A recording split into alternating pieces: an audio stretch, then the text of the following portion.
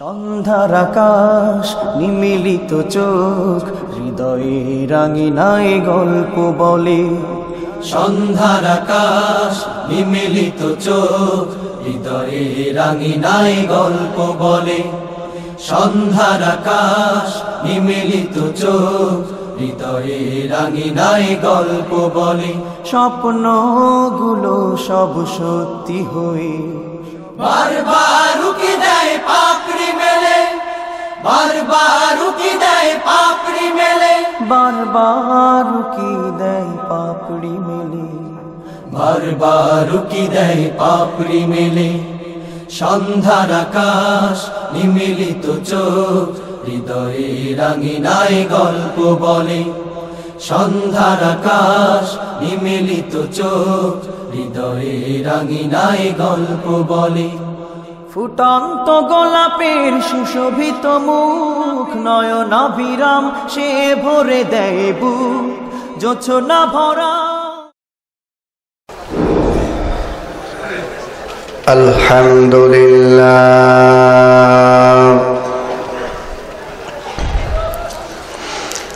আলহামদুলিল্লাহ নাহমাদুহু ওয়া নাস্তাঈনুহু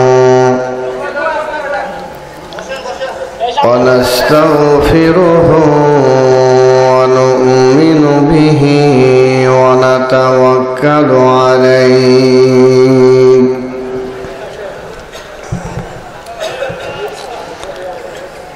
ওয়া নাউযু বিল্লাহি মিন শুরুরি أنفسنا ومن سيئات أعمالنا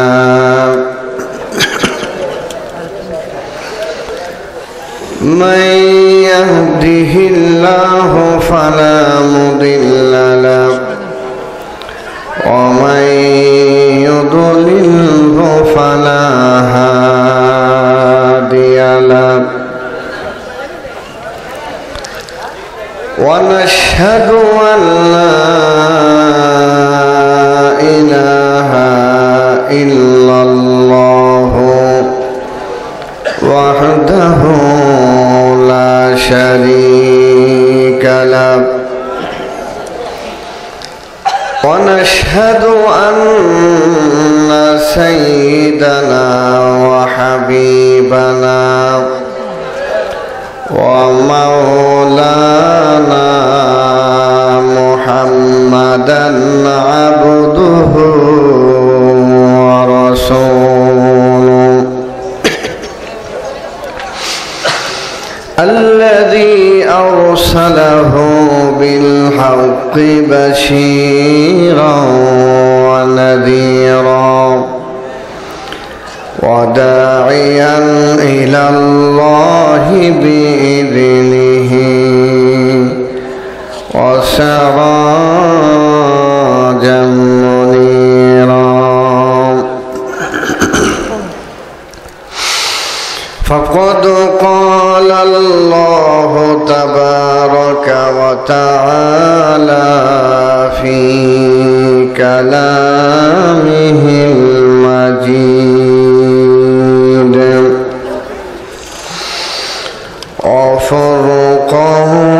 وفرقانه الحميد أعوذ بالله من الشيطان الرجيم بسم الله الرحمن الرحيم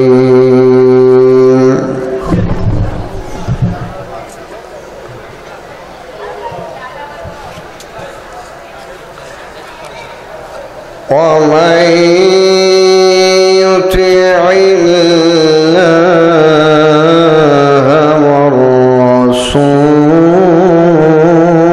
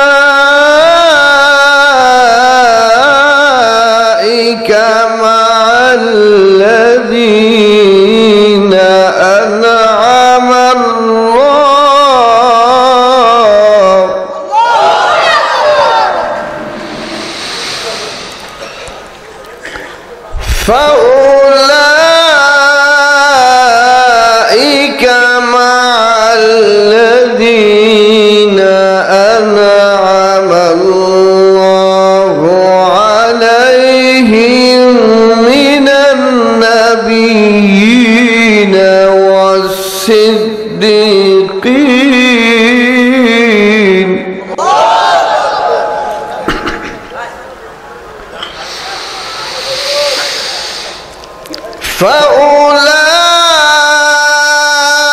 فأولئك مع الذين أنعم الله عليهم من النبيين والصديقين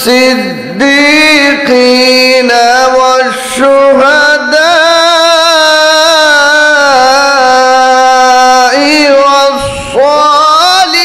والصالحين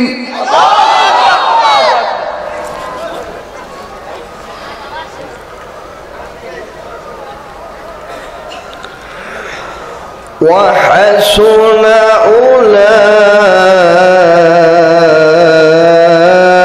أولئك رفيقا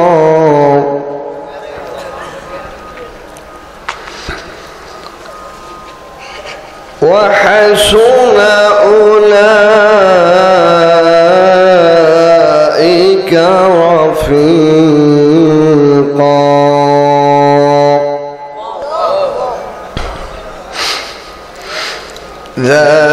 ذلك الفضل من الله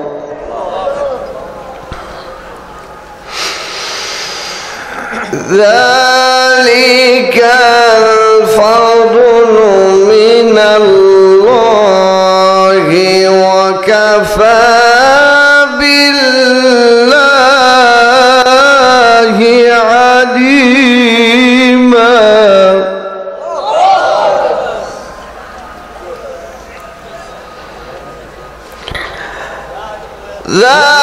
ذلك الفضل من الله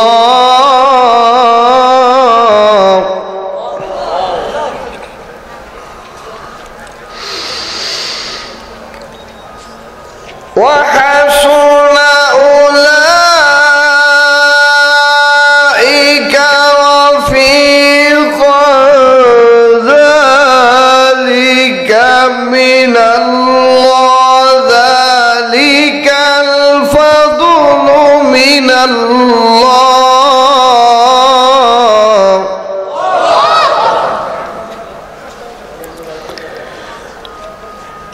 ذلك الفضل من الله وكفى بالله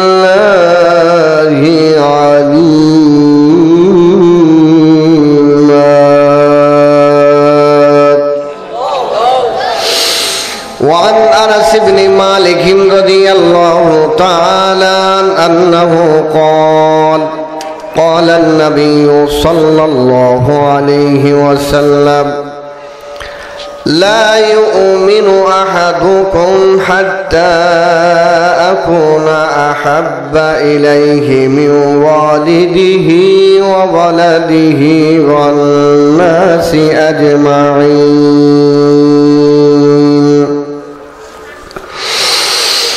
আজ থেকে বহু বছর আগে এই দুনিয়ার বুকে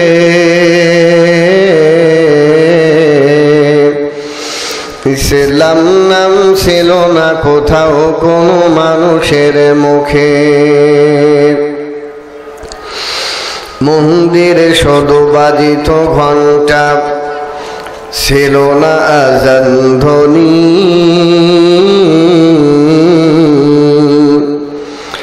সে আধার জগতে এসেছিলে তুমি হে সাধক রব্বানী মানুষের মাঝে মানুষ রূপে জন্ম নিয়া মানুষের মন করিলা জয়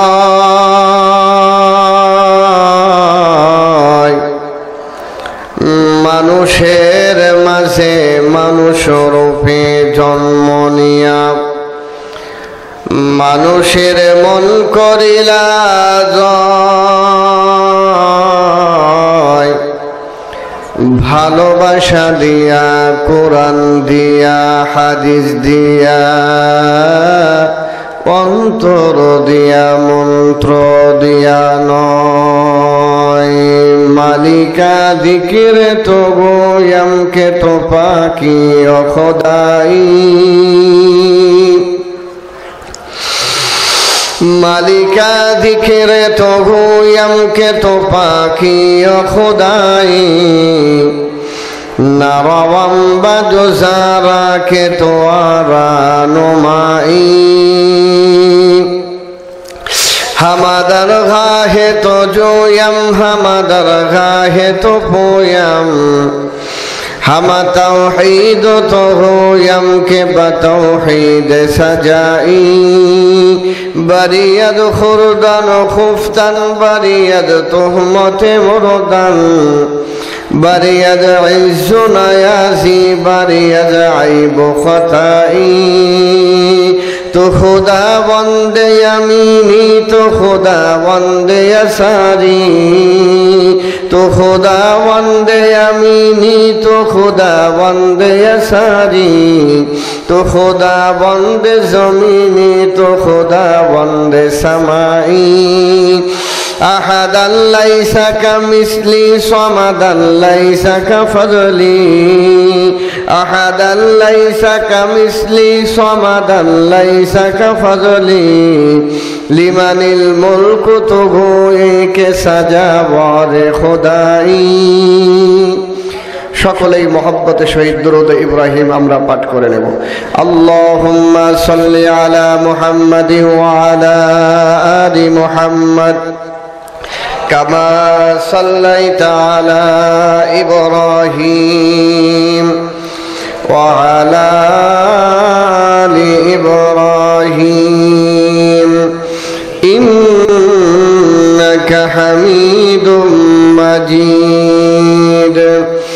اللهم بارك على محمد وعلى آل محمد كما باركت على إبراهيم وعلى آل إبراهيم إنك حميد مجيد. بلغ العلا بكماله كشف التجى بجماله حسنت جميع خصاله صلوا عليه وآله. لا إله إلا الله لا إله إلا الله. সবাই জবান খুলে আওয়াজ দিয়ে লা ইলাহা ইল্লাল্লাহ।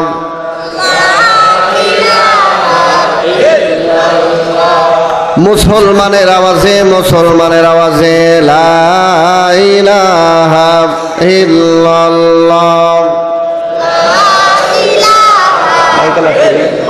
মাইকে লাগবে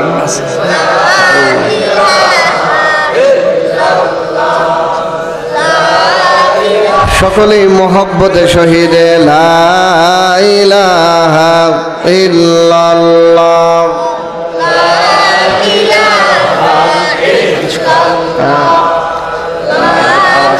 ভিতরে শুরু হইতেছে না। লা ইলাহা ইল্লাল্লাহ লা ইলাহা ইল্লাল্লাহ। ভাইজান যার দিলে আছে আল্লাহর ভয়, আল্লাহ আল্লাহ সব সময়, আহার নিদ্রা ভালো লাগে না, আহার নিদ্রা ভালো লাগে না, ভালো লাগে শুধু ইল্লাল্লাহ লা ইলাহা ইল্লাল্লাহ।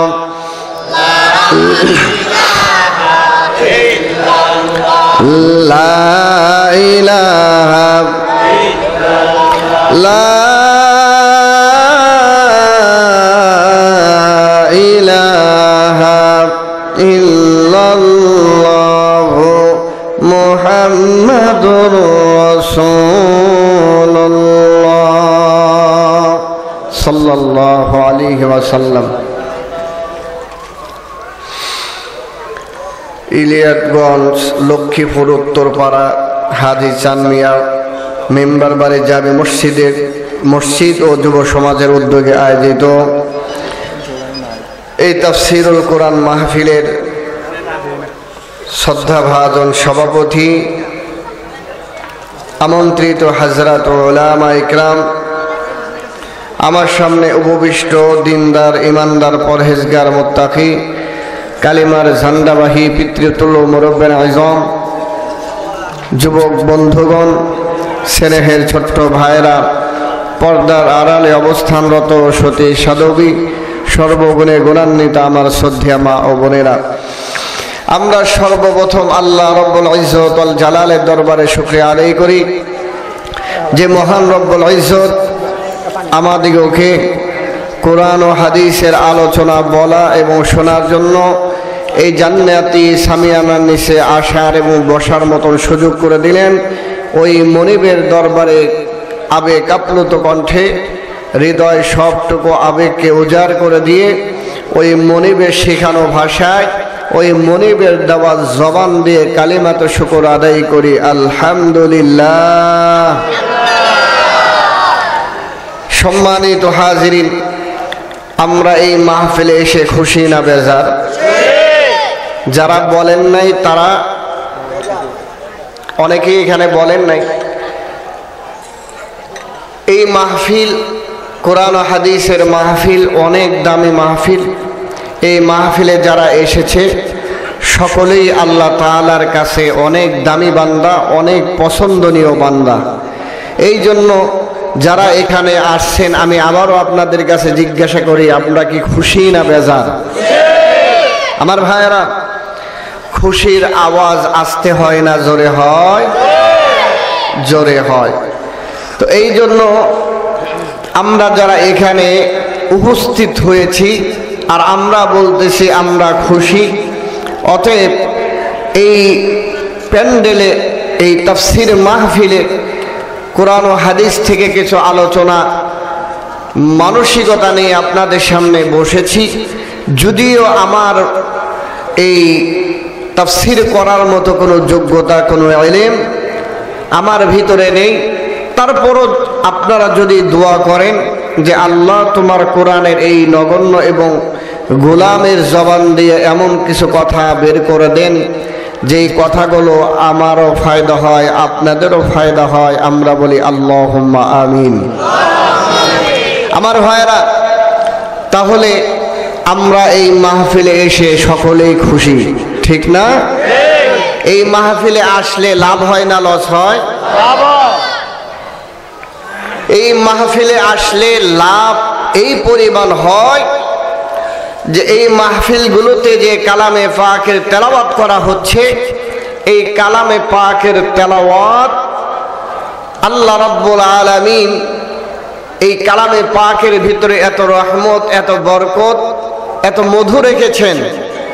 বিশ্বনবী জনাবে মুহাম্মদুর রাসূলুল্লাহ সাল্লাল্লাহু আলাইহি ওয়াসাল্লাম বলেছেন, একটি অক্ষরও যদি কেউ কালেমা পাকের থেকে পাঠ করে, তেলাওয়াত করে, কম করে হলেও ওই বান্দারা আমলনামায় 10টা নেকি আল্লাহ তাআলা দান করে দেন।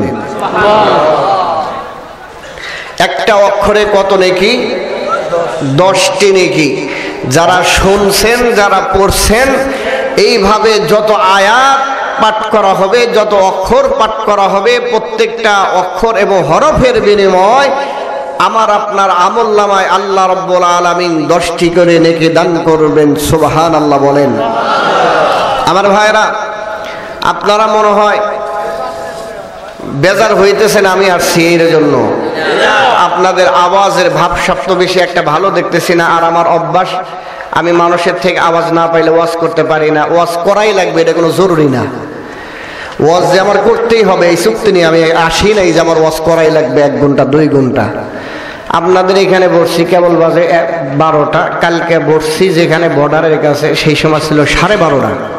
12:30 থেকে নিয়ে ওয়াজ করছি 2:30 3টা পর্যন্ত, মানুষ যায় নাই বরঞ্চ আসছে। কিন্তু আপনাদের এখানে আগে বসার পর মনে হয় আপনারা ঘুমাইতেছেন, ভাবসাব এরকম মনে হচ্ছে। আপনারাই বলেন তো কিছু সময় কি আপনারা কোরআন হাদিসের জন্য বসবেন? সকলেই বসবেন এই নিয়ত আছে আপনাদের? আমার বন্ধুগণ, আল্লাহ রাব্বুল আলামিন আমাদেরকে মানুষ বানাইছেন, ইনসান বানাইছেন আল্লাহ রাব্বুল আলামিনের দাসত্ব এবং গোলামি করার জন্য। আর আমার আপনার সময়টা যদি ওই আল্লাহর ইবাদতের ভিতর দিয়ে অতিবাহিত হয়, আমার আপনার জিন্দেগিটা ওই আল্লাহর ইবাদত এবং গোলামের ভিতর দিয়ে যদি অতিবাহিত হয়, তাহলে এই জীবনটাই আমাদের জন্য ধন্য। যেই জীবন আল্লাহর গোলামি নাই, ওই জীবন আমাদের দরকার নাই। কথা বলেন ঠিক না বেঠিক? মুসলমান বন্ধু আমার, তাহলে যেই আল্লাহ আমাদেরকে সৃষ্টি করেছেন, ইবাদত আর গোলামি করতে হলে কাকে করতে হবে? আল্লাহর ইবাদত আর গোলামি করতে হবে, নাকি কোনো মানুষের গোলামির ভিতরে আমরা সময় কাটিয়ে দেব? কোন মানুষের গোলামিতে না বন্ধু, আমরা গোলামি করব কার? আরো আওয়াজ দিয়ে বলেন কার? তার কারণ আপনারা বাংলা ভাষায় জানেন সামাজিক একটা প্রবাদ আছে যে যার নুন খায় তার গুণ গায়। তো আল্লাহ আমাদের যত নিয়ামত দিয়ে লালন পালন করেন, এই পৃথিবীতে এমন কোন বান্দা বা এমন কোন লোক আছেন যে এত নিয়ামত আমাদের জন্য দেন আর আমাদেরকে খাওয়ান? এই সব নিয়ামতের ব্যবস্থা যিনি করেন, যার নিয়ামত খাবো গুণগান তারই, নাকি আপনাদের ভিন্ন মত আছে? আওয়াজ দিয়ে বলেন ভিন্ন মত আছে?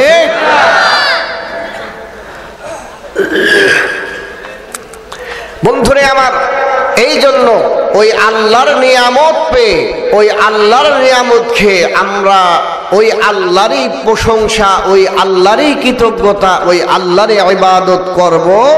এটা যদি করতে পারি তাহলে আমাদের জীবন ধন্য এবং সার্থক হবে। কথা বলেন ঠিক কি না? তুমি সৃষ্টি জীবের মাঝে দিয়াছো প্রাণ, গাইতে দুনিয়ায় তোমারি গান। কথা বলেন ঠিক কিনা? তুমি সৃষ্টি জীবের মাঝে দিয়াছো প্রাণ, গাইতে দুনিয়ায় তোমারি গান। কথা বলেন ঠিক কিনা? তুমি সৃষ্টি জীবের মাঝে দিয়াছো প্রাণ, গাইতে দুনিয়ায় তোমারি গান। এই দুনিয়ার বুকে যারে দিয়াছো জনম, এই দুনিয়ার বুকে যারে দিয়াছো জনম, তার মরণ খাতায় নাম লিখেছো। ওগো আল্লাহ শুকর তোমার, আমারে যে মুসলিম করেছো। আওয়াজ দিয়ে বলেন ঠিক কিনা? আর আওয়াজ দিয়ে বলেন ঠিক কিনা? ওগো আল্লাহ শুকর তোমার, আমারে যে মুসলিম করেছো। ওই খুঁটিহীন নীলাকাশ ভুবন মাঝে তুমি কুদরতি ইশারায় রেখেছো। এই শ্যামল পৃথিবীর চিত্রখানি তুমি নিপুণ তোমার হাতে এঁকেছো। ওগো আল্লাহ শুকর তোমার, আমারে যে মুসলিম করেছো। আওয়াজ দিয়ে বলেন ঠিক কিনা? বন্ধুরে আমার, আমার আল্লাহ আমাকে আপনাকে মুসলমান যদি না বানাইতেন, আমি আপনি হাজারো চেষ্টা করে কি মুসলমান হইতে পারতাম? না না দোস্ত, না হওয়া যাবে না। আমার আল্লাহ আমার আপনার প্রতি ইহসান করে মুসলমান বানাইছেন, আমার আল্লাহ দয়া করেছেন, মায়া করেছেন, ইহসান করেছেন, আমাকে আপনাকে মুসলমান বানাইয়া আমাকে আপনাকে বিশ্বনবীর উম্মত হওয়ার মতন যে সৌভাগ্য দান করেছেন, আমাকে আপনাকে আমার আল্লাহ কোরআনের মতো নিয়ামত দান করেছেন। এর থেকেও কপালওয়ালা, এর থেকেও বড় সৌভাগ্যবান মানুষ কি আল্লাহর দুনিয়ায় হইতে পারে? না বন্ধুরে না। তার কারণ হলো আল্লাহ রাব্বুল আলামিন এই দুনিয়া বানানোর পরে আমার আল্লাহ এই দুনিয়াতে তার গোলামি করার জন্য সর্বপ্রথম, বন্ধুরে আমার তাফসীরের কিতাবের ভিতরে এসেছে, আমাদের পূর্বে জান্নাত কিন্তু এই দুনিয়াতে ছিল। বন্ধুরে আমার এই জান্নাত যখন আমার আল্লাহর গোলামি করতে গিয়ে তারা নানান ধরনের ঝগড়া ফাসাদ, বিভিন্ন ধরনের গুনাহের কাজের ভিতরে লিপ্ত হয়ে যায়, আমার আল্লাহ ওই জিন্নাতদেরকে আমাদের মতো গোলামি আর বসবাসের অবস্থান ত্যাগ করে দিয়ে এই দুনিয়া থেকে সরায় দিয়ে আমার আল্লাহ আমার আপনার মতো মানুষ বানাইছেন ওই আল্লাহর গোলামি করার জন্য। সুবহানাল্লাহ। এই জন্য দোস্তরে আমার, এই মানুষগুলো যাতে জাহান্নামে না যায়, এই মানুষগুলো যাতে জান্নাতে যায়, এই জান্নাতে যাতে মানুষরা যাইতে পারে, এই জন্য আমার আল্লাহ কোরআন দিয়ে দিয়েছেন। এই কোরআনের ভিতরে কোন কাজ করলে মানুষ জান্নাতে হয় আর কোন কাজ করলে মানুষ জাহান্নামে হয়, এই কোরআনের ভিতরে আছে। মানুষ কিভাবে তার জিন্দেগিটা পরিচালিত করবে, এই কোরআনের ভিতরে আছে। মানুষ তার সকাল থেকে নিয়ে সন্ধ্যা, সন্ধ্যা থেকে নিয়ে সকাল পর্যন্ত তার গোটা জীবনটা, গোটা লাইফটা কিভাবে পরিচালিত করবে, আমার আল্লাহ এই কোরআনের ভিতরে সব দিয়েছেন কিনা? শুধু দেনই নাই, এই কোরআনটা বোঝানোর জন্য আমার আল্লাহ বিশ্বনবী জনাবে মুহাম্মদুর রাসূলুল্লাহ সাল্লাল্লাহু আলাইহি ওয়াসাল্লামকে আমাদেরকে নবী হিসাবে দান করলেন। আল্লাহর নবী বিশ্বনবী কোরআনে কারিমটা শুধু মানুষে বুঝান নাই, নিজে পুঙ্খানো আমল করে উম্মতদেরকে দেখায় দিয়ে গিয়েছেন। আওয়াজ দিয়ে বলেন সুবহানাল্লাহ। বন্ধুরে আমার, এই জন্য আল্লাহ রাব্বুল আলামিন আমাদেরকে যে মুসলমান বানাইলেন তার গোলামির জন্য, দোস্তরে এই মুসলমানের তো আমার আল্লাহর কাছে অনেক দাম। এই মুসলমানের একটা কথারও আমার আল্লাহর কাছে অনেক দাম। বন্ধুরে আমার, এই জন্য আমরা যে মুসলমান হয়েছি, আমরা যে আল্লাহর ইবাদতের জন্য এই পৃথিবীর ভিতরে আল্লাহ তাআলা প্রেরণ করেছেন, এখন সকলেই বলেন আমাদের কি ওই আল্লাহর দাসত্ব আর গোলামির দরকার আছে না নাই? আওয়াজ দিয়ে বলেন আছে না নাই? বন্ধুরা আমার, এই জন্য আল্লাহ রাব্বুল আলামিন এই দাসত্ব কিভাবে করব, গোলামি কিভাবে করব, আমার আল্লাহ কোরআনে হাকিমের ভিতরে আল্লাহ রাব্বুল আলামিন তার বান্দাদেরকে কিভাবে দাসত্ব করা লাগবে, গোলামি করা লাগবে সুন্দর করে বলে দিলেন। ওয়ামাইয়ুতিইল্লাহা ওয়ার রাসূল ফাউলাইকা মা'আল্লাযীনা আন'আমাল্লাহু আলাইহিম মিনান নাবিয়্যিনা ওয়াস-সিদ্দীকিনা ওয়াশ-শুহাদাই ওয়াস-সালিহিন। আল্লাহু আকবার বলেন।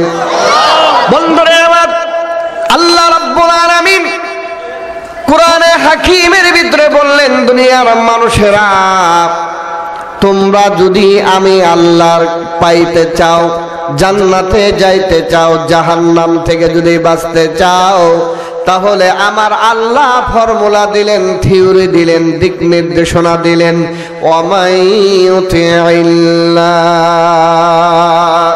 এক নম্বর ফর্মুলা হলো আল্লাহর শাব্দিক অর্থ হলো আল্লাহর ইতাআত করা, অনুসরণ করা।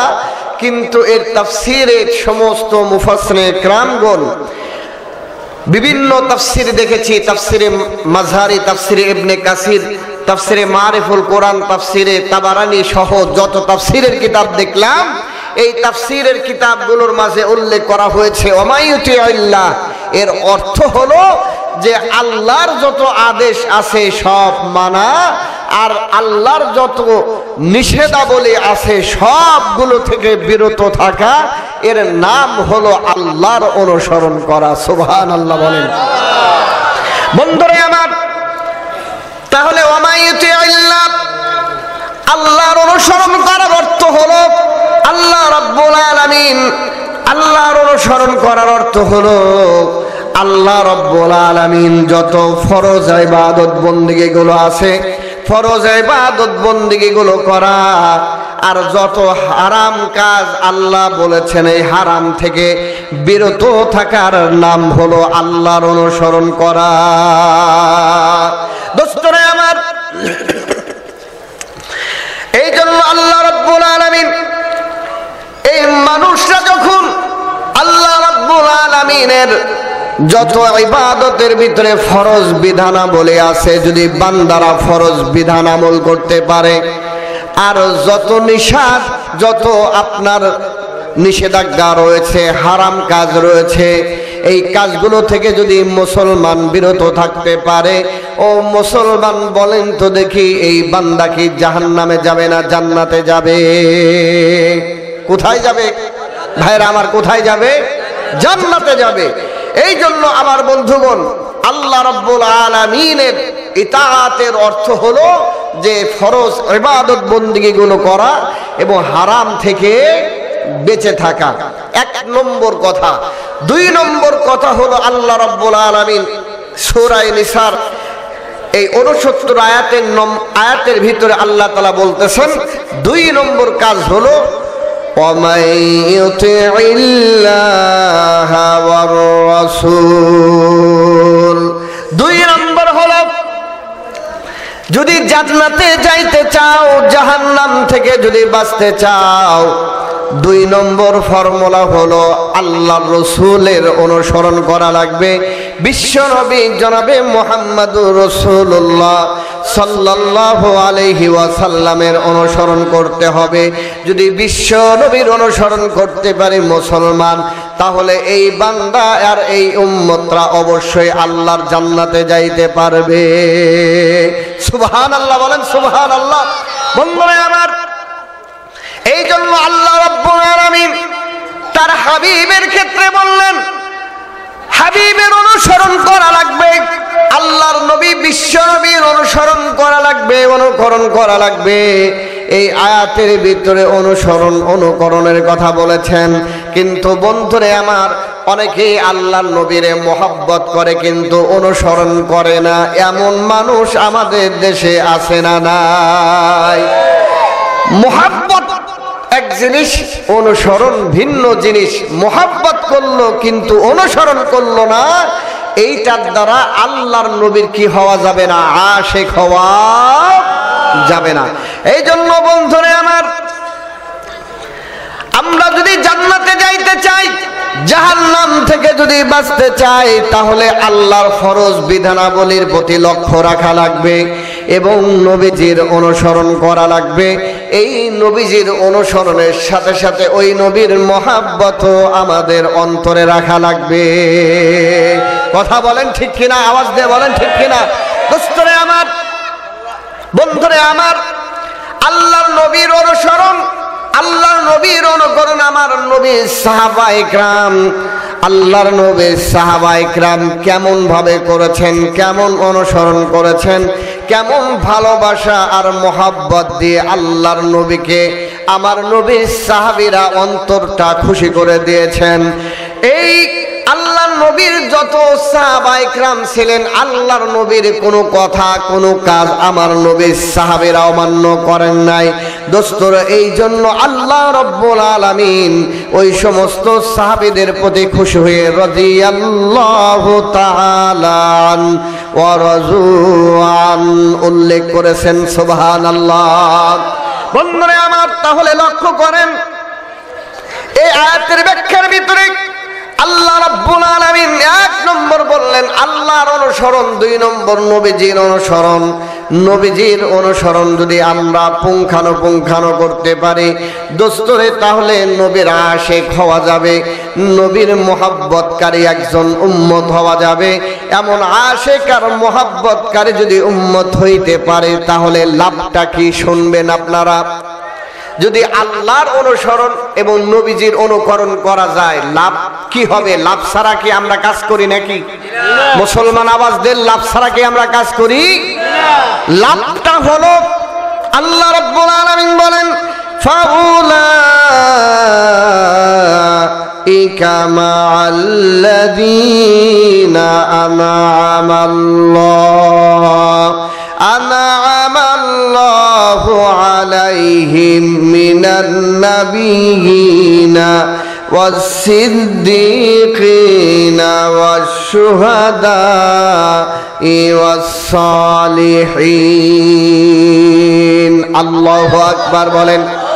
বন্ধুরা আমার, এই দুইটা কাজ যদি আমরা করতে পারলে তাহলে আল্লাহ রাব্বুল আলামিন বলতেছেন এমন বান্দাদের জন্য আমি আল্লাহ চারটা অপশন রাখলাম। কিয়ামতের ময়দানে, আখিরাতে, পরকালে এই দুইটা কাজ যদি কোনো মুসলমান করতে পারে মুসলমান, তাহলে আল্লাহ রাব্বুল আলামিন বলতেছেন কিয়ামতের ময়দানে এদের হাসর নাসর। এক নম্বর দরজায় যদি কেউ আল্লাহর অনুকরণ করতে পারে, প্রথম নম্বর কোয়ালিটির যদি কেউ নবীর অনুকরণ করতে পারে, তাহলে এই লোকগুলো আল্লাহ রাব্বুল আলামিন বলেন ফাউলাইকা মাআল্লাযীনা আনআমাল্লাহ। এই লোকগুলো যাদেরকে আল্লাহ নিয়ামত প্রাপ্ত করেছেন, নিয়ামত অনুগ্রহ দান করেছেন, ওই অনুগ্রহ প্রাপ্ত বান্দাদের সাথে কিয়ামতের ময়দানে হাসর নাসরের ব্যবস্থা হয়ে যাবে। বন্ধুরা আমার, সেই নিয়ামত প্রাপ্ত কারা? কাদেরকে আল্লাহ নিয়ামত দান করলেন, অনুগ্রহ দান করলেন মুসলমান, ওই নিয়ামত প্রাপ্তদের ভিতরে এক নম্বর আমার আল্লাহ উল্লেখ করেছেন কাদের সাথে হাসর নাসর হবে।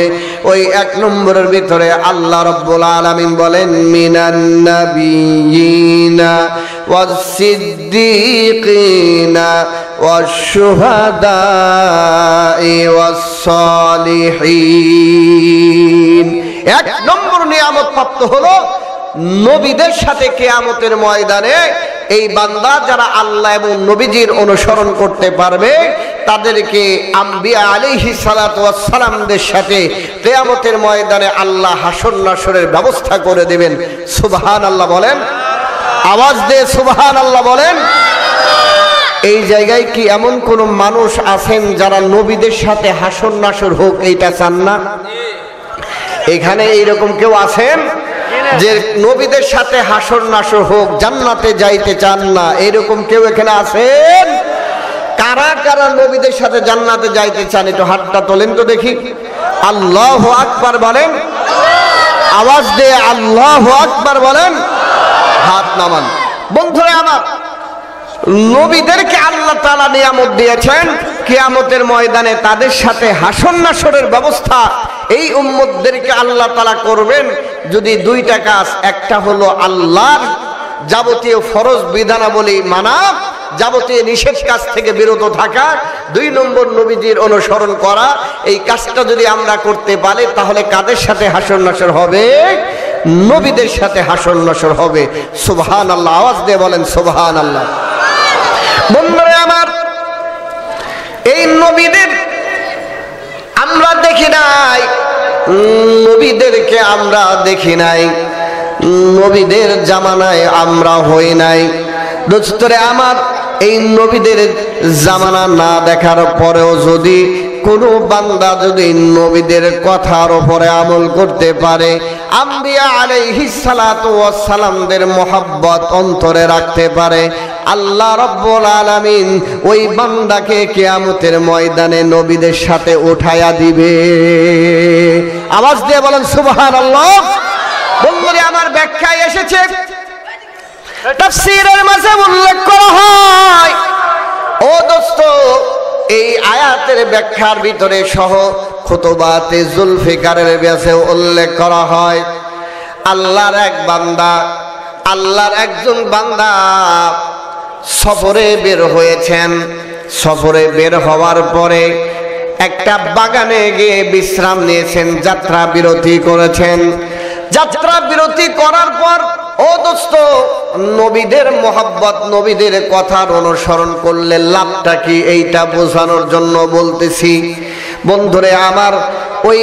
ওই মুসাফির, ওই যুবক যখন ওই বাগানের ভিতরে সফরের যাত্রা বিরতি করেছে, যাত্রা বিরতি করার পরে ক্লান্ত হওয়ার কারণে ওই যুবকটা বাগানের ভিতরে একটু ঘুমায় পড়েছে। ওই যুবকের সাথে যে ঘোড়াটা ছিল, ওই ঘোড়াটা ওই বাগানের ফসল খাওয়ার কারণে ওই বাগানের যে মালি ছিল, ওই মালি ওই আপনার ঘোড়াটার দিকে লক্ষ্য করে কিছু পাথর নিক্ষেপ করেছে। ওই পাথর নিক্ষেপ করার কারণে ঘোড়াটা মারা যায়।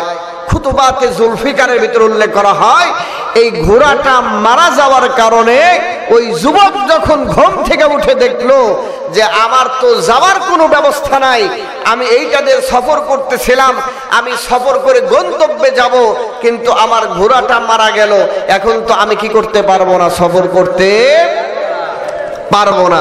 এই জন্য এই যুবক রাগান্বিত হয়ে, যেই বাগানের মালিক তার ঘোড়াকে আপনার পাথর দিয়ে আঘাত করেছে, ওই মালিককে সেও কিছু পাথর দ্বারা নিক্ষেপ করার কারণে সে তার অজান্তে, তার ইচ্ছা ছিল না যে ওই মালিককে হত্যা করা, তারপরেও তার রাগ সেভ করতে না পেরে, রাগকে কন্ট্রোল করতে না পেরে যখন আঘাত করেছে, ওই লোকটাও মারা গিয়েছে, ইন্তেকাল করেছে। এখন ওই মালির যে সন্তানাদি ছিল, তারা এসে দেখলো একজন যুবক আমাদের বাবাকে হত্যা করেছে। এই জন্য বিচার নিয়ে এই দুই যুবক, ওই যে যুবকটার মালিককে হত্যা করলো, একে নিয়ে খলিফাতুল মুসলিমিন হযরত ওমরে ফারুক রাদিয়াল্লাহু তাআলা আনহুর দরবারে উপস্থিত হয়ে যায়। বন্ধুরা আমার, খলিফাতুল মুসলিমিন হযরত ওমর রাদিয়াল্লাহু তাআলা আনহুর দরবারে যখন এই দুই যুবক যখন একজন যুবককে নিয়ে উপস্থিত হয়ে যায়, একজন যুবককে এই জন্য নেওয়া হলো যে ওই যুবকটা তাদের বাবাকে হত্যা করেছে। খলিফাতুল মুসলিমিন হযরতে ওমর ফারুক রাদিয়াল্লাহু তাআলা আনহু তাদেরকে জিজ্ঞাসা করলো, তোমরা কি জন্য আমার দরবারে আসছো? ওই দুই যুবক বলে, আমিরুল মুমিনিন, এই যে একজন যুবক দেখা যায়, এই যুবক আমাদের বাবাকে হত্যা করেছে, আমরা আমাদের বাবার হত্যাকারীর বিচার আপনার কাছে চাই। আমিরুল মুমিনিন ওই যুবককে জিজ্ঞাসা করে, যুবক রে, তুমি কি এই দুই যুবকের বাবাকে হত্যা করেছো? ওই যুবক বলতেছে, হ্যাঁ আমিরুল মুমিনিন, এই দুই যুবক যা বলেছে সত্যি, আমি তাদের বাবাকে হত্যা করে ফেলেছি। আল্লাহু আকবার বলো মুসলমান। বন্ধুরে আমার, যুবক মিথ্যা কথা বলে নাই। দোস্তরে আমার, যুবক মিথ্যা কথা বলে নাই। কেন বলে নাই?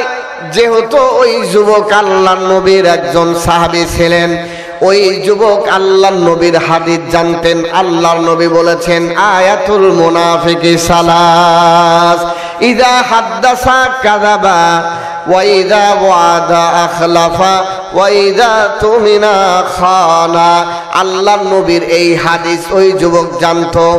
আল্লাহর নবী বলেছেন, মুনাফিকের আলামত হলো তিনটি। এক নম্বর আলামত হলো যখন কথা বলে তখনই সে মিথ্যা কথা বলে। এই জন্য যুবক মুনাফিক যাতে না হয়, আমিরুল মুমিনিনের দরবারে গিয়েও মিথ্যা কথা বলে না। সুবহানাল্লাহ বলেন, সুবহানাল্লাহ। বন্ধুরা আমার, এই যুবক জানতো মিথ্যা কথা বললে আল্লাহর নবী বলেছেন মুনাফিক হওয়া লাগে।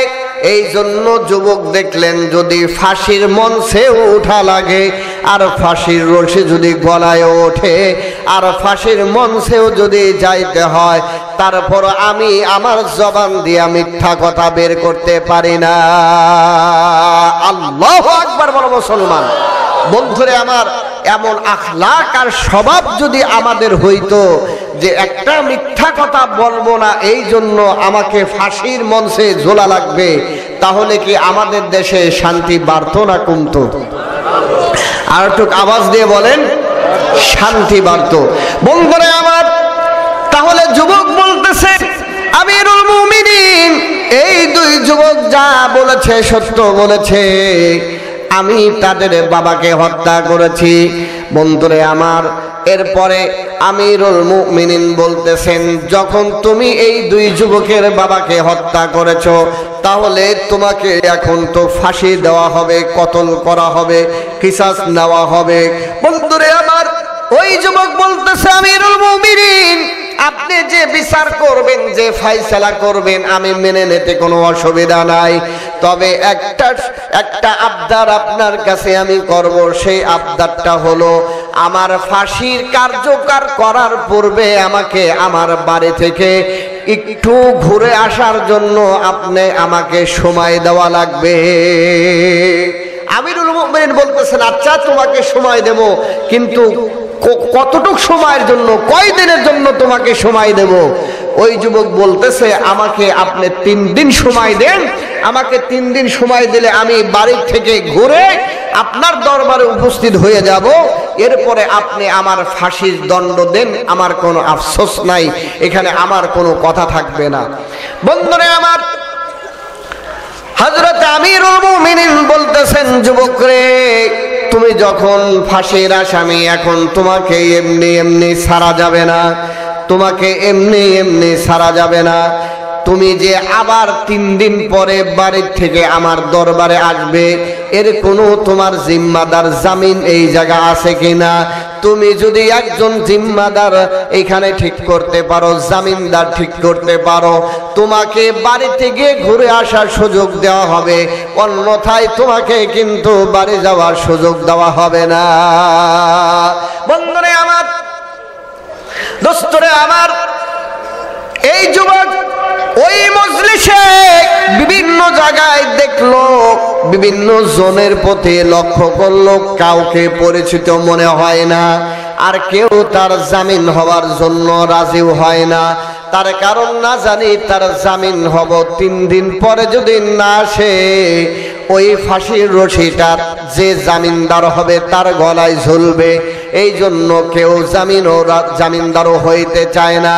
কিন্তু কিছুক্ষণ পরে দেখা যায় আল্লাহর নবীর একজন সাহাবী, জলিলুল কদর একজন সাহাবী, হযরতে আবু যর গিফারী রাদিয়াল্লাহু তাআলা, হযরতে আবু যর গিফারী রাদিয়াল্লাহু তাআলা ওই এক পাশে মজলিসের এক পাশ থেকে দাঁড়ায়া বলতেছেন, আমিরুল মুমিনিন, এই যুবক যদি 3 দিনের ভিতরে না আসে, আমি আপনাকে ওয়াদা দিলাম, আমি তার জামিনদার হয়ে গেলাম, তাহলে ফাঁসির রশিটা আমার আপনি ঝোলাবেন। আল্লাহু আকবার বলেন, আওয়াজ দিয়ে আল্লাহু আকবার বলেন মুসলমান।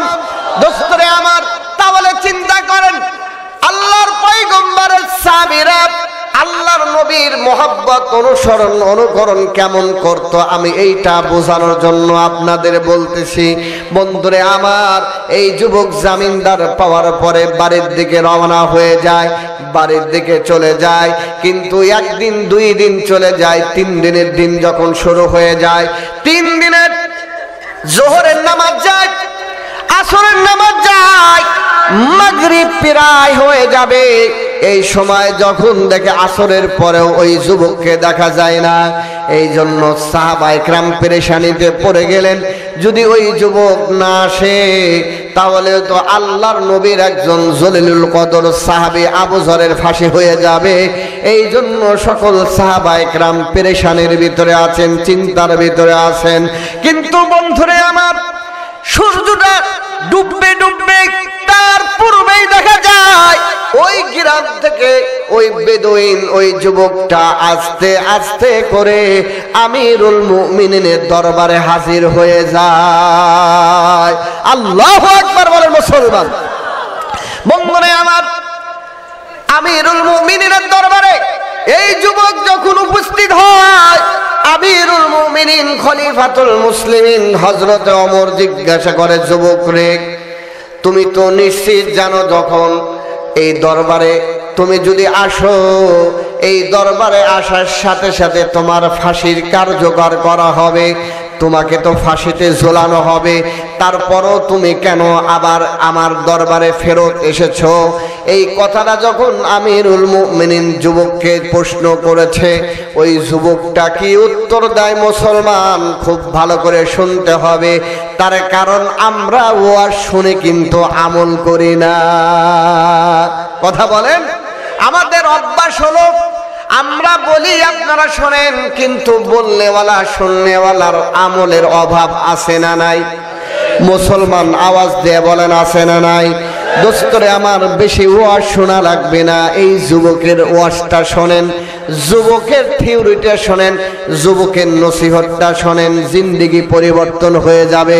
বন্ধুরা আমার, এই যুবক বলতেছে, আমিরুল মুমিনিন, আমি জানি বাড়ির থেকে আমি যখন আসি তখন আমার বাবা মা আসতে দিতে চায় না, আমার নতুন স্ত্রীও আমাকে আসতে দিতে চায় না, তার কারণ তারা জানে আমি যদি আপনার দরবারে আসি তাহলে আমার ফাঁসি হয়ে যাবে। তারপরও কিন্তু আমি তাদের কথা মানি নাই, আমি আপনার দরবারে ছুটে আসছি এই জন্য, যেহেতু আমি আল্লাহর নবীর একজন সাহাবী, আল্লাহর নবীর একজন আমি মুহাম্মদ, আমি আল্লাহর প্রতি ঈমান এনেছি, এই জন্য আল্লাহর নবীর হাদিস আমার জানা আছে। আল্লাহর নবী বলেছেন, আয়াতুল মুনাফিক সালাস, ইযা হাদাসা কাযাবা ওয়া ইযা ওয়াদা আখলাফা। আল্লাহর নবী বলেছেন মুনাফিকের আলামত হলো তিনটা। এক নম্বর আলামত হলো যখন কথা বলে মিথ্যা কথা বলে। দুই নম্বর আলামত হলো কোনো ওয়াদা করলে ওয়াদা ভঙ্গ করে ফেলে। বন্ধুরা আমার, ওই বেদুইন যুবক বলতেছে, আমিরুল মুমিনিন, আমি আমার নবীকে ভালোবাসি, মহব্বত করি, এখন এই নবীর কথা যদি আমি না মানি, এই নবীর হাদিস যদি আমি আমল না করি, তাহলে তো আমি মুনাফিক হয়ে যাব। আমি ফাঁসির মঞ্চে ঝুলতে পারি, কিন্তু মুনাফিক হয়ে দুনিয়ায় জীবন যাপন করতে রাজি নাই। আল্লাহু আকবার বলেন। দোস্তরে আমার, আমাদের অবস্থাটা কি? আমাদের অবস্থাটা হলো যে আমরা সত্যের পক্ষে নাই, হকের পক্ষে নাই, কোরআনের পক্ষে নাই, আল্লাহর নবীর পক্ষে নাই। আমাদের অবস্থা হলো যতটুক আমাদের স্বার্থে কোলায়, কোরআন হাদিসের কথা যতক্ষণ আমাদের স্বার্থ, যতটুক আমাদের পক্ষে আছে ততটুকু মানে। এর বাইরে কোরআন হাদিসের কথাও যদি হযরতে জিবরাইলও বলে আমরা মানতে পারি না। কথা বলেন, ঠিক বললাম না? ঠিক বললাম? ও মুসলমান, খুব ভালো করে বোঝেন, এটা আমাদের বাস্তবতা যে কোরআন হাদিসের কথা যতটুকু আমাদের ভালো লাগে ওই কথাটুকু আমরা মানি, আর এর বাইরে কোরআন হাদিসের অসংখ্য কথার অসংখ্য আয়াত আছে যে আয়াতগুলো যখন আমার স্বার্থের বিরুদ্ধে যায়, আমার দলের বিরুদ্ধে চলে যায়, আমার সমাজের বিরুদ্ধে চলে যায়, আমার পরিবারের বিরুদ্ধে চলে যায়, ও মুসলমান আওয়াজ দিয়ে বলেন তো তখন ওই আয়াত ওই হাদিস আমরা মানি? আওয়াজ দিয়ে বলেন, ওই হাদিস আর আয়াত কি আমরা মানি? না না দোস্ত, আমরা মানতে পারি না। কিন্তু মুসলমান যদি আমরা প্রকৃতপক্ষে রাসূলের উম্মত হই, আল্লাহর গোলাম হই, তাহলে আমাদের অবস্থাটা হবে যে আমি ফাঁসির মঞ্চে ঝুলি না কেন, আমাকে হত্যা করা হোক না কেন, আমাকে শুলিতে চড়ানো হোক না কেন, তারপরও আমার ঈমান থেকে আমি কি সরতে পারি না, দূরে সরতে? আওয়াজ দিয়ে বলেন, আমি ঈমান থেকে কি করতে পারি না, দূরে সরতে? তার কারণ ঈমানদারের পরিচয় হলো জান যাবে, মাল যাবে, সব কিছু যাইতে পারে, কিন্তু আল্লাহ এবং তার রাসূলের অনুসরণ অনুকরণ, আল্লাহ এবং তার রাসূলের ঈমান থেকে দূরে সরতে। আওয়াজ দিয়ে বলেন, দূরে সরতে। বন্ধুরা আমার, এমন ঈমানদার যদি হওয়া যায়, এমন মুসলমান যদি হওয়া যায়, তাহলেই তো আল্লাহর জান্নাত অপেক্ষা করবে, আল্লাহর জান্নাতে যাওয়া যাবে। আর যদি খিচুড়ি মার্কা, আলো মার্কা যদি মুসলমান হই, যেই দিকে বাতাস আসে ওই দিকেই হেলে পড়ি, যেই দিকে যখন যে ডাকে ভালো হোক মন্দ হোক দৌড়ায়া যায়। ও মুসলমান, ভালো মন্দ যদি বিচার না করি, কোরআন হাদিসকে যদি ফলো না করি, কোরআন হাদিসের বিধান মোতাবেক যদি না চলি মুসলমান, ওই আল্লাহ তৈরি জান্নাত কিন্তু আর কপালে জুটবে না। কথা বলে ঠিক কিনা? আওয়াজ দিয়ে বলে ঠিক কিনা? বন্ধুরে আমার, এই জন্য কথা হলো, কোরআনের পক্ষে থাকতে হইলে, কোরআন এবং হাদিসের পক্ষে কথা বললে, কোরআন আর হাদিসের পক্ষে চলতে গিয়ে যদি জানো যায়, মানো যায়, এরপরে যদি ফাঁসির মঞ্চে ওঠা লাগে, ও মুসলমান, কোরআনের পক্ষে থাকবেন না, দূরে সরে যাবেন। আওয়াজ দিয়ে বলেন, আওয়াজ দিয়ে বলেন। বন্ধুরে আমার, কি অবস্থাটা হলো আমাদের আমাদের সমাজে? কোরআনের শিক্ষা এখন বেশি না কম? আওয়াজ দিয়ে বলেন। কোরআনের শিক্ষা আমাদের সমাজে কম। ও দোস্তরে, কেমন কমের কম? আপনারা হয়তো আশ্চর্য হবেন। আমরা যদি প্রশ্ন করে, আপনাদেরকে যদি প্রশ্ন করি, বন্ধুরে, কোরআন সহি করে নামাজ হয় এই পরিমাণ কোরআন পড়তে পারে এমন জনগণের সংখ্যা মুসলমানদের ভিতরে কম না বেশি?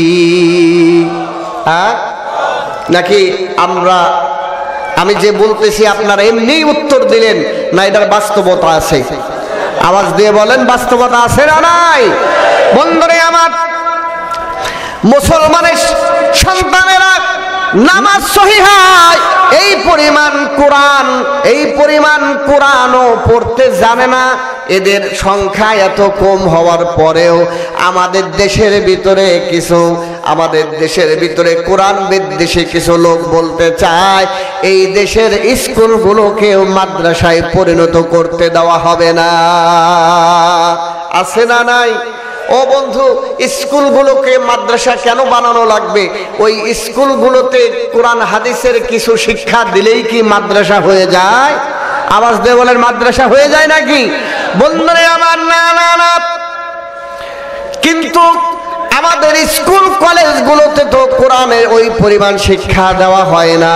যেই পরিমাণ শিক্ষা দেওয়া হলে একজন ছেলে নামাজ সহি মতো পড়তে পারে, কোরআন সহি করে পড়তে পারে। ও দোস্তরে, বুকে হাত দিয়ে বলেন, এই পরিমাণ শিক্ষা কি স্কুলে দেওয়া হয়? কোরআনের শিক্ষা আছে এই পরিমাণ? না, নাই। তারপরও আমাদের দেশে কিছু কোরআন বিদ্বেষীদের অবস্থা হলো এমন যে ওরা বলতে চায় এতটুক যাও একজন মৌলবী শিক্ষক রাখা হয়, যাতে স্কুলেতে না রাখা হয়। এই জন্য তারা টিভিতে বিভিন্ন টক শোতে কথা বলে। এইরকম আপনারা শুনছেন কিনা? আওয়াজ দিয়ে বলেন তো দেখি। আপনারা শোনেন নাই? আপনারা হয়তো তাহলে খবর রাখেন না। বন্ধুরে আমার, আপনারা দেখবেন টক শোতে বা বিভিন্ন সময়, আমার কাছে দলিল আছে, আমি তো দলিল ছাড়া কথা বলি না। একজন বলতেছে আমাদের দেশের ওই ছোট্ট পোলাপানদের যে বইগুলো আছে, এই বইগুলোর ভিতরে আপনার সামান্য কিছু ছড়া মিলাইয়া ইসলামের কিছু শিক্ষা আছে। এখন ওই নাস্তিকরা বলতে চায়, কেন শিশুদেরকে এই আপনার ইসলামিক মাইন্ডে, ইসলামের মানসিকতা নিয়ে কিছু ছড়া মিলানো পড়া কেন তাদেরকে শেখানো হয়? এইটা তাদের ভালো লাগে না। এইটা দেখা তার শরীরে অ্যালার্জি হয়ে যায়, চুলকানি শুরু হয়ে যায়, এইটা তার সহ্য হয় না। এটাও নাকি তার কাছে সাম্প্রদায়িকতা। নাউজুবিল্লাহ বলেন। আওয়াজ দিয়ে নাউজুবিল্লাহ বলেন। আরো আওয়াজ দিয়ে নাউজুবিল্লাহ বলেন। ও দোস্ত, এই দুনিয়াতে আসছি চিরকালে কি আমরা থাকবো, না আমাদের মরা লাগবে? আওয়াজ দিয়ে বলেন, চিরকালে থাকবো না মরতে হবে আমাদের? বন্ধুরে আমার, আপনারা জানেন দুনিয়াতে কেউ থাকবে না। এই জন্য কথা বলতে হলে খুব সাবধান করে বলতে হবে। দোস্তরে, মনে যা চাই তা বলা যাবে না। আপনারা হয়তো অনেকেই জানেন এই কথাগুলো যারা বলে। ও বন্ধুরে আমার, ওই সমস্ত লোকদেরকে আমরা সাবধান করে দিতে চাই। এই দেশটা তো মুসলমানের দেশ। এই দেশের ভিতরে অসংখ্য মসজিদ রয়েছে, মাদ্রাসা রয়েছে, আলেম ওলামা রয়েছে। এই দেশের ভিতরে যদি কোরআনের শিক্ষা না হয়, কোরআনের শিক্ষা তাহলে কোথায় হবে? কথা বলেন, কথা বলেন। বন্ধুরা আমার, এই জন্য আমি আপনাদেরকে বলতে চাই, সন্তানাদিকে কোরআনের শিক্ষা যাতে আমরা না দিতে পারি, এই জন্য ইংরেজরা কিন্তু কম চেষ্টা করে নাই। ও দোস্তরে, ইংরেজদের ফাঁদে পড়ে আমরা আমাদের সন্তানাদিদেরকে এখন মক্তবে পাঠানোর সময় হয় না। সকাল হওয়ার সাথে সাথে আমরা আমাদের সন্তানাদিকে আপনার বিভিন্ন ওই আপনার কেজি স্কুল সহ যত ধরনের প্রাইভেট স্কুল আছে আমরা পাঠায় দেই। ও মুসলমান, ওই সকালবেলার মসজিদের মক্তবে আমাদের সন্তানাদিকে পাঠানোর সুযোগ হয় না। ও দোস্ত, ইংরেজরা কোরআন থেকে আমাদের সন্তানাদিকে দূরে সরানোর জন্য কম চেষ্টা করে নাই। ওই ফাঁদে পড়ে আমরা আমাদের সন্তানাদিদেরকে তো এখন কোরআন শিখাইতে পারি না। এরপরও যাও, এই জমিনের ভিতরে কোরআন শিক্ষা দেওয়ার ব্যবস্থা রয়েছে, এটাও বাতিল করার জন্য কিছু নাস্তিক ষড়যন্ত্র করতেছে। আওয়াজ দিয়ে বলেন ঠিক বললাম না? ঠিক বললাম? ও বন্ধুরা আমার, আপনারা হয়তো দেখেছেন একজন নাস্তিক সে টিভির পর্দায় বলল, এই ইসলামী শিক্ষার বিরুদ্ধে অবশ্যই আমি লড়ব, ইসলামী শিক্ষার বিরুদ্ধে অবশ্যই আমি কলম ধরব, ইসলামী শিক্ষার বিরুদ্ধে অবশ্যই আমি কথা বলবো।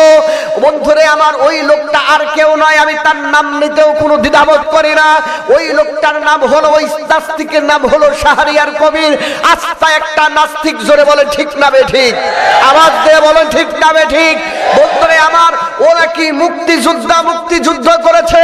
দোস্তরে আমার, না না না, মুক্তিযুদ্ধ তো করে নাই, বরং তার ইতিহাস খুঁজলে দেখা যায় মুক্তিযুদ্ধ চলাকালীন ও এই বাংলাদেশের মানুষদের মুরগি চুরি করে ওই পাকিস্তান রাজাকারদেরকে সে খাওয়াইছে। এই জন্য ওই যদি রাজাকারদের ফাঁসি হয়, মুরগি চুরি করার কারণে ওই নাস্তিকের ফাঁসি হওয়ার দরকার। কথা বলো ঠিক না বে ঠিক? মুসলমান বন্ধুরে আমার, খুব সাবধান হওয়া লাগবে। মুসলমানদের এই জমিনের ভিতরে কোরআনের বিরুদ্ধে কেউ কথা বলবে, হাদিসের বিরুদ্ধে কেউ কথা বলবে, আর মুসলমান চুপ করে থাকবে, এটা কি মুসলমানদের আখলাক? আওয়াজ দিয়ে বলেন, এটা কি মুসলমানদের চরিত্র? না না, মুসলমানদের চরিত্র না। তার কারণ মুসলমানরা তো এমন জাতি, যেই জাতি অন্যায় করলে বাপকেও ছাড়ে না, যেই জাতি কোরআনের বিরুদ্ধে চারণ করলে ভাইকেও ছাড়ে না। মুসলমানদের তো ইতিহাস এমন, যেই ইতিহাসের ভিতরে তাফসীরের ভিতরে এসেছে, মুসলমানের সন্তান, এই সন্তানও যদি ইসলামের বিরোধিতা করে, বাবাও ওই সন্তানকে কোনোদিন ছেড়ে।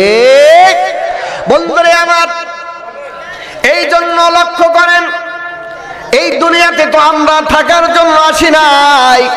ও দোস্ত, আল্লাহ নবীর মোহাব্বত, আল্লাহ নবীর অনুসরণ অনুকরণ। একটা কথা হলো, যদি ফাঁসির মঞ্চেও যাইতে হয়, তারপরও কোরআন আর হাদিস ছাড়তে আমরা রাজি নাই। কথা বলেন ঠিক কিনা?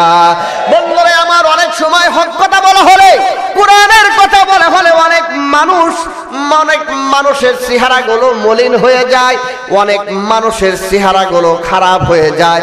ওই মানুষগুলো কোরআনের কথাগুলো ভালো লাগে না, এমন মানুষ আমাদের সমাজে আছে না নাই? আর আওয়াজ দিয়ে বলেন, আছে না নাই?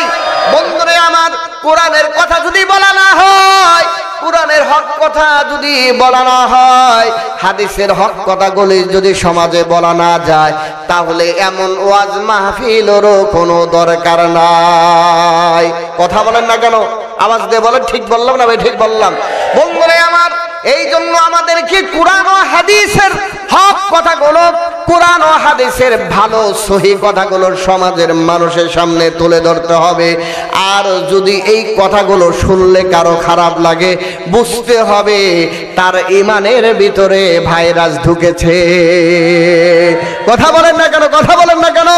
দোস্তরে আমার, এই জন্য কোরআনের পক্ষে আমরা থাকবো না সরে যাব? আওয়াজ দিয়ে বলেন, কোরআনের পক্ষে থাকবো না সরে যাব? ও দোস্ত, আল্লাহর নবী, বিশ্ব নবী জনাবে মুহাম্মদুর রাসূলুল্লাহ সাল্লাল্লাহু আলাইহি ওয়াসাল্লামের সাহাবায়ে কিরাম কোরআনের বাণীকে ইয়ালায়ে কালিমাতুল্লাহর জন্য, আল্লাহর জমিনে আল্লাহর দ্বীনকে প্রতিষ্ঠা করার জন্য নিজেদের ঘর ছাড়ছেন, বাড়ি ছাড়ছেন, নিজেদের মা ছাড়ছেন, বাবা ছাড়ছেন, পরিবার পরিজন যাবতীয় সবাইকে ছেড়ে দিয়ে এই কোরআনের রাজ কায়েম করার আন্দোলন আল্লাহর নবী সাহাবীরা করছে কিনা? আওয়াজ দিয়ে বলেন, করেছে কিনা? ও বন্ধুরা আমার, বুখারীর বর্ণনা, বদরের যুদ্ধ কাদের সাথে হয়েছে? বদরের যুদ্ধ তো হয়েছে বাবা আর সন্তানের বিরুদ্ধে, ভাতিজা আর চাচার বিরুদ্ধে, ভাই ভাইয়ের বিরুদ্ধে কিন্তু বদরের যুদ্ধটা সংগঠিত হয়েছে। দোস্তরে আমার, এই বদরের যুদ্ধের ভিতরে আপনি খোঁজ করে দেখেন, বদরের যুদ্ধ যখন সংগঠিত হয় আল্লাহর নবী পেরেশানিতে পড়ে যান যে একজন বাবা তার ছেলের বিরুদ্ধে লড়াই করবে, একজন ছেলে তার বাবার বিরুদ্ধে লড়াই করবে, এমনি ভাবে একজন ভাই তার ভাইয়ের বিরুদ্ধে লড়াই করবে। এই যুদ্ধটা অনেক কঠিন, এই যুদ্ধ কি আমার সাহাবীরা করবে কিনা? এই জন্য আল্লাহর নবী পেরেশানিতে পড়ে যায়। কিন্তু দোস্তরে দেখেন আল্লাহর নবীর সাহাবীদের অবস্থাটা কেমন। বুখারীর বর্ণনা এসেছে, আল্লাহর নবীর একজন সাহাবী হযরতে মিকদাদ রাদিয়াল্লাহু তাআলা, হযরতে মিকদাদ রাদিয়াল্লাহু তাআলা আনহু দাঁড়ায়া বলতেছেন, ইয়া রাসূলুল্লাহ, আপনার চিন্তা করা লাগবে না, আপনার পেরেশানি হওয়া লাগবে না। তার কারণ আমরা তো মূসা আলাইহিস সালাতু ওয়াস সালামের উম্মত নয়, যে মূসা আলাইহিস সালাতু ওয়াস সালামের উম্মতরা বনি ইসরাঈলা ওই মূসা পয়গম্বরকে বলেছিল, ফাযহাব আনতা ওয়া রাব্বুকা ফাকাতিলা, তুমি আর তোমার রব যাও ওই আমালিকা গোষ্ঠীর সাথে লড়াই করো, আমরা যাব না। কিন্তু নবী হে, আমরা এমন নয়, আমরা আপনাকে বলতে চাই আল্লাহ আপনাকে যেভাবে আদেশ দিয়েছে আমরা আপনার সাথে থেকে ওইভাবে ওই দিকে, আপনার ডানে বামে সামনে পিছনে সব দিকে আপনার সাথে থেকে নবী হে, আপনার সাথে আমরা এই দিন প্রতিষ্ঠার জন্য জীবন দিতে আমরা সকলে রাজি আছি। আল্লাহু আকবার বলো মুসলমান, আল্লাহু আকবার। বন্ধুরে আমার, লম্বা নয়, লম্বা হবে, আমি শুধু বোঝানোর জন্য আপনাদেরকে একটু বলি। এমন একজন সাহাবী ছিলেন, আল্লাহর নবী তখন বললেন, যখন তোমাদের মানসিকতা এমন যে তোমরা আমার ডানে বামে সামনে থেকে জিহাদ করবে, কাফেরদের বিরুদ্ধে লড়াই করবে, তাহলে তোমাদের জন্য আমার আল্লাহ এমন জান্নাত রেখে দিয়েছেন, যেই জান্নাতের অবস্থাটা হলো, আল্লাহ তাআলা বলেন, ওয়াসারিউ ইলা মাগফিরা। আল্লাহ রাব্বুল আলামিন সূরা নিসার ভিতরে আল্লাহ রাব্বুল আলামিন সুন্দর করে বলে দিয়েছেন, সূরা নিসার ভিতরে সুন্দর করে আল্লাহ রাব্বুল আলামিন বলে দিয়েছেন, এই জান্নাতটা হলো জান্নাতে নারদুহা। এই জান্নাত আসমান আর জমিনের ভিতরে যত ফাঁকা জায়গা, এই আসমান আর জমিনের মতো এইরকম নয়। হাদিসের বর্ণনার ভিতরে আল্লাহর নবী বলেছেন, আমার আল্লাহ সাধারণ একজন পাবলিককে যে জান্নাতটা দান করবেন, ওই জান্নাতটাও এই দুনিয়ার মতো আয়তনের দিক দিয়ে 10টা দুনিয়ার সমান হয়ে যাবে। আল্লাহু আকবার বলেন। বন্ধুরে আমার, এই কথা শোনার পরে আমার নবীর সাহাবীরা ওই জিহাদের ময়দানে ঝাঁপায় পড়েছেন কোরআনের জন্য, নবীর জন্য, ইয়ালায়ে কালিমাতুল্লাহর জন্য। দোস্তরে আমার, এই জন্য আমরা যদি আজও এই কোরআনের পক্ষে কাজ করি, কোরআন এবং হাদিসের পক্ষে যদি আমরা কাজ করি, নবীদেরও শত্রু ছিল, আমাদেরও শত্রুই হবে মানুষ, এতে কোনো সন্দেহ নাই। কথা বলেন না কেন, আওয়াজ দেন না কেন? বন্ধুরা আমার, কোরআনের পক্ষে চলবেন, কোরআনের কথা বলবেন, আর আপনার শত্রু হবে না, আপনার বিরোধিতা কেউ করবে না। এটা হইতে, আওয়াজ দিয়ে বলেন, এটা হইতে। বন্ধুরে আমার, কিন্তু তারপরেও আমাদের যতই আমাদের বিরোধিতা করা হোক, মৌলবাদী বলা হোক, জঙ্গিবাদ বলা হোক, এই গালি আর বকা শুই নাকি আমাদের পিছপা হওয়া চলবে নাকি? আওয়াজ দিয়ে বলেন, চলবে নাকি? না না না, চাকরির ভয়ও না, দাওয়াতের ভয়ও না, আল্লাহকে রাজি খুশি করার জন্য হক কথা বলাই লাগবে। আওয়াজ দিয়ে বলেন ঠিক কি না? কি হবে আলেম হয়ে ইমাম সেজে সমাজেতে, পারো যদি সত্য কথা উচ্চ স্বরে না বলিতে। কথা বলেন ঠিক কি না? কি হবে আলেম হয়ে ইমাম সেজে সমাজেতে, পারো যদি সত্য কথা উচ্চ স্বরে না বলিতে। চাকরি ভয় করো যদি ছেড়ে দাও ওই নাগদি। কথা বলেন, চাকরি ভয় করো যদি ছেড়ে দাও ওই নাগদি। কি হবে ধোঁকা দিয়ে আল্লাহকে, কি হবে ধোঁকা দিয়ে আল্লাহকে। কি হবে বেঁচে থেকে অযথা বিদ্যা শিখে যদি না গড়তে পারি শোষণবিহীন সমাজটাকে। একটু সময় কম ছিল, এই জন্য একটু কালেকশন করার জন্য বলছে। আর নাজবা অসুস্থ, আসতে পারতেছে না, ওনার ছোট ভাইকে পাঠাইছে। বন্ধুরা আমার, তাহলে বলতেছিলাম কোরআনের পক্ষে আমাদের থাকতে হবে কিনা? কোরআনের পক্ষে আমাদের থাকতে হবে কিনা? আওয়াজ দিয়ে বলেন তো দেখি। বন্ধুরা আমার, লম্বা আলোচনা নয়, খুব অল্প সময়ের ভিতরে ছেড়ে দেওয়া হবে।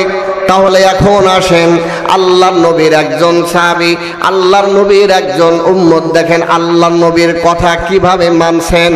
ওই সাহাবী বলতেছেন, আমিরুল মুমিনিন, আমি জানি এই দরবারে যদি ফেরত আসা হয় তাহলে আমার তো ফাঁসির কাস্টে ঝোলা লাগবে। তারপর আমি মুনাফিক হয়ে থাকতে চাই না, আমি আল্লাহর দরবারে ইমানদার হয়ে আল্লাহর দরবারে উপস্থিত হইতে চাই। সুবহানাল্লাহ, আওয়াজ দিয়ে বলেন সুবহানাল্লাহ। বন্ধুরা আমার, এই জন্য ওই সাহাবীর এই কথা শুনে হযরত আমিরুল মুমিনিন খুশি হয়ে যান। এরপরে আল্লাহর নবীর সাহাবী আমিরুল মুমিনিন হযরতে আমিরুল মুমিনিন আবু যর গিফারি রাদিয়াল্লাহু তাআলা আনহুকে জিজ্ঞাসা করতেছে, আবু যর রে, আপনি এত বড় আল্লাহর নবীর সাহাবী হওয়া সত্ত্বে আপনি আল্লাহর নবীর এত বড় জলিলুল কদর একজন সাহাবী হওয়ার পরে কেন এই অপরিচিত একজন যুবকের আপনি জামিনদার হইলেন? যেই জামিনদার হইলে কিন্তু নিশ্চিত মৃত্যুদণ্ড হয়ে যাবে যদি না আসে। তাহলে কেন আপনি এই যুবকের জামিনদার আপনি হয়ে গেলেন? আবু যর গিফারি রাদিয়াল্লাহু তাআলা আনহু হযরত আমিরুল মুমিনিনকে বলতেছেন, আমিরুল মুমিনিন, আমি আল্লাহর নবীর সাহাবী, আমি আল্লাহর নবীর কথা ভালোবাসি, আল্লাহর নবীকে ভালোবাসি। বন্ধুরে আমার, কেমন ভালোবাসা! হযরতে আবু যর গিফারি রাদিয়াল্লাহু তাআলা আনহু বলতেছেন, আমিরুল মুমিনিন, আল্লাহর নবী বলেছেন, কোন মুসলমান যদি বিপদে পড়ে যায়, কোন মুসলমান যদি বিপদে পড়ে যায়, আর একজন মুসলমান যদি ওই বিপদগ্রস্ত মুসলমানের সহযোগিতা করে, তাহলে আল্লাহ রাব্বুল আলামিন ওই বান্দার আমলনামায় 10 বছর ইতিকাফের সওয়াব দান করে দেন। আওয়াজ দিয়ে বলেন সুবহানাল্লাহ। বন্ধুরা আমার, এই জন্য আবু যর গিফারি বলেন, আমিরুল মুমিনিন, আমি সামান্য যদি একটু সহযোগিতা করতে পারি তাহলে আল্লাহর নবীর একটা কথার উপর আমার আমল হয়ে যাবে। এই জন্য আমি তার জিম্মাদার হয়েছি। এই দুইজনের কথা শুনি না, ওই যে দুইজন যুবক আসছে বিচার নেওয়ার জন্য, বিচার চাওয়ার জন্য, বাবা হত্যার বিচার নেওয়ার জন্য আসছে। ওই দুই যুবক আমিরুল মুমিনিনকে বলতেছেন, আমিরুল মুমিনিন, এই যুবকটা আমার বাবাকে হত্যা করছে, তারপর মিথ্যা বলে নাই, ওয়াদা খেলাফ করে নাই, তার মানে সে আল্লাহ এবং তার নবীকে ভালোবাসে। আবু যর গিফারি রাদিয়াল্লাহু তাআলা আনহু সেও আল্লাহ এবং তার নবীকে ভালোবাসে। আমিরুল মুমিনিন, আমরা দুই ভাইও আপনাকে সাক্ষী রেখে বলতে চাই, আমরাও আল্লাহ আর তার নবীকে ভালোবাসি। তার কারণ আমার আল্লাহ বলেছেন, ওয়াল কাযিমিনাল গায়যা ওয়াল আফিনা আনিন নাস। যেই লোকটা রাগকে চেক দিতে পারে, রাগকে সংবরণ করতে পারে, আর মানুষকে যদি ক্ষমা করে দিতে পারে, আল্লাহু ইউহিব্বুল মুহসিনিন, এমন বান্দাদেরকে আমার আল্লাহ ভালোবাসেন। সুবহানাল্লাহ বলেন। যখন আমার আল্লাহ কাউকে যদি ক্ষমা করে দেওয়া হয়, যদি মাফ করে দেওয়া হয়, যদি আল্লাহ যদি ভালোবাসেন, তাহলে ওই আল্লাহর কথা মোতাবেক আমরা দুইজন আমার বাবার হত্যাকারী এই যুবকরে মাফ করে দিলাম, আমরা বিচার চাই না। সুবহানাল্লাহ বলেন, আওয়াজ দিয়ে সুবহানাল্লাহ বলেন। বন্ধুরা আমার আর আওয়াজ দিয়ে সুবহানাল্লাহ বলেন। এই জন্য দোস্তরে আমার, এই জন্য আল্লাহর নবীর সাথে কিয়ামতের ময়দানে হাসর নাসর হবে। কয়টা কাজ করলে? দুইটা কাজ। এক নম্বর, আল্লাহ রাব্বুল আলামিন বলেছেন, ওয়া মান ইউতিইল্লাহা ওয়ার রাসূল, ওয়া মান ইউতিইল্লাহা ওয়ার রাসূল ফাউলাইকা মা'আল্লাযীনা আন'আমাল্লাহু আলাইহিম মিনান নাবিয়্যিনা والصديقين والشهداء والصالحين। আল্লাহু আকবার বলেন। তাহলে বন্ধুরা আমার, দুইটা কাজ করলে কয় শ্রেণীর সাথে কিয়ামতের ময়দানে ওঠা যাবে? 4 শ্রেণীর সাথে। কয় শ্রেণীর সাথে? 1 নম্বর হলো নবীদের সাথে। কাদের সাথে? 2 নম্বর হলো সিদ্দিকিনদের সাথে কিয়ামতের ময়দানে হাসর নাসরের ব্যবস্থা হবে। 3 নম্বর হলো শহীদদের সাথে। 4 নম্বর হলো নেককারদের সাথে কিয়ামতের ময়দানে হাসর নাসরের ব্যবস্থা হয়ে যাবে। আল্লাহু আকবার বলেন। আমরা কি চাই যে কিয়ামতের ময়দানে নবীদের সাথে, সিদ্দিকদের সাথে, শহীদদের সাথে, নেককারদের সাথে হাসর নাসর হোক? এইটা কি আমরা চাই? আওয়াজ দিয়ে বলেন, এইটা কি আমরা চাই? বন্ধুরে আমার, চাই। এইটা যদি আমরা চাই, তাহলে নবীর মহব্বত, নবীর অনুসরণ আমাদের দরকার আছে না নাই? আওয়াজ দিয়ে বলেন, আছে না নাই? কিন্তু দোস্তরে আমার, আমরা তো নবী শুধু মুখে মুখে বলি মহব্বত করি, ভালোবাসি, কিন্তু প্রকৃতপক্ষে দেখা যায় আমি আশিক রাসূল দাবি করি, অথচ আমার মাথা থেকে পা পর্যন্ত সুন্নতের কোনো কোনো আলামত নাই, কোনো লেশ মাত্রা আমার এই বডির ভিতরে খুঁজে পাওয়া যায় না। কথা বলেন, ঠিক বললাম না ঠিক বললাম? আওয়াজ দিয়ে বলেন, ঠিক বললাম না ঠিক বললাম? বন্ধুরে আমার, শুধু আশিক রাসূলের দাবিদার নয়, বরং প্রকৃতপক্ষে আমাদের আশিক হইতে হবে, নবীর অনুসরণ অনুকরণ করতে হবে। আল্লাহ রাব্বুল আলামিন আমাদেরকে আল্লাহ এবং তার রাসূলের আশিক এবং আল্লাহ এবং তার নবীর অনুসরণ, কোরআন হাদিসের পুঙ্খানুপুঙ্খানু অনুসরণ অনুকরণের তৌফিক দান করেন। আমরা বলি আল্লাহুম্মা আমিন। আর আওয়াজ দিয়ে বলেন আল্লাহুম্মা আমিন।